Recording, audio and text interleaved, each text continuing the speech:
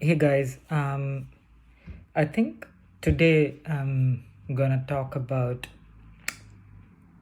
two concepts, actually three, which I try to keep always in my mind when I am working in a product context, or not product, but particularly, but any kind of work context. And probably one concept, which is SCQA, is something or a framework which I also try to use it in my personal life. Um, so the first one is SCQA. S stands for situation, C stands for complexity, Q stands for question, and A stands for answer. So SCQA is a framework which helps us describe or explain any particular situation, any business situation, um, and just a framework of kind of effectively articulating the kind of entire scenario. So, for example, you can say that, I am uh, trying to understand a particular use case, that is the situation, with the goal of getting it ready for development team. And complexity is that there is no solution design. We don't have clarity in terms of the use cases that we have to kind of prioritize.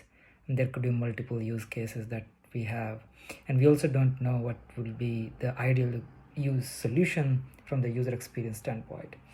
And question that you can ask is that, um, so what how should I prioritize the use cases, listing down all the use cases, and what is the priority of those use cases. And you can also write probably a potential answer, and then try to kind of validate it with some of the stakeholders. So that's SCQA. The second concept is SMT, which is strategy, metrics, and tactics. I think it is very effective when you are thinking about any product initiative, any business initiative. So it helps you staying on course for the business goals that you are chasing. Find out the strategy that you have, and then try to think about one or two North Star metrics, which can essentially indicate or can help you understand whether you are moving in the right direction or not. And then if you can come up with like some like mini metrics as well, which can be derived by kind of dividing those North Star metrics, and that can help you understand a little bit about leading and lagging indicators. What could be leading indicators, what could be lagging indicators, and things like that. So but try to define at least one metric, and then to move that metric, try to think about some tactics and solutions that you can put in place to move those metrics. So that's SMT. And then there is a concept around product strategy. This keeps coming in like so many different situations. And I think one of the frameworks which I have found effective has about 5 components. So, number one is that whenever you're trying to think about a particular kind of big, hairy goal or hairy product initiative, think about the first component, which is about what's our winning aspiration. So, what do we really think will be true when we are done? And what's the vision? What's the business case look like? What's the what's the value in terms of business and user value? Can you really quantify it? What could be some North Stars? And if you have some milestones, you try to put there as well. So that's the winning aspiration. And then the second one is that where will you play?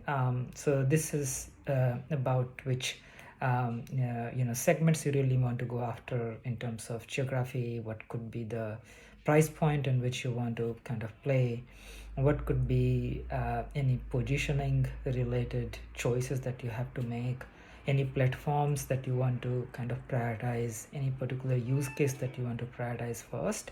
And then um, I, so that's the second part. The third one is how to win, and this third part is related to how can we really gain competitive advantage, um, you know um, are we going to focus on particular user segment first, and there, is there any network effect that we can get? Is there any already kind of existing business strength that we can utilize? Is there any kind of stickiness in the user kind of in the use cases that we are trying to build? We can bake it right from the beginning. So what should be essentially our strategy to win? And depending on the kind of stage of the product, you can think about different strategies and different competitive advantages that you would like to kind of bake into your strategy. And then fourth one is what capabilities you need in terms of like budget, team, tech stacks, any alignment with stakeholders, especially in the context of internal projects. That's very important. And then, for example, what kind of subject matter experts that you need inside the business, or maybe if you are trying to build, let's say, a fintech solution and you are not a fintech player, then you might like to kind of liaise with some industry experts, so that kind of thing, and maybe legal advices, compliance related stuff. So what capabilities do you need to kind of be successful is also a good question to ask. And then the fifth one is that what management systems are required. So the idea here is to just to kind of monitor and track the progress, and for example, OKRs, or putting some analytics in place, having a roadmap, any other kind of system which is a workable solution when you're trying to work through legal, marketing, support, sales, development, design, user research. So how do you really kind of put something in place which can help you monitor all these activities and make progress and measure it? Yeah, that's pretty much.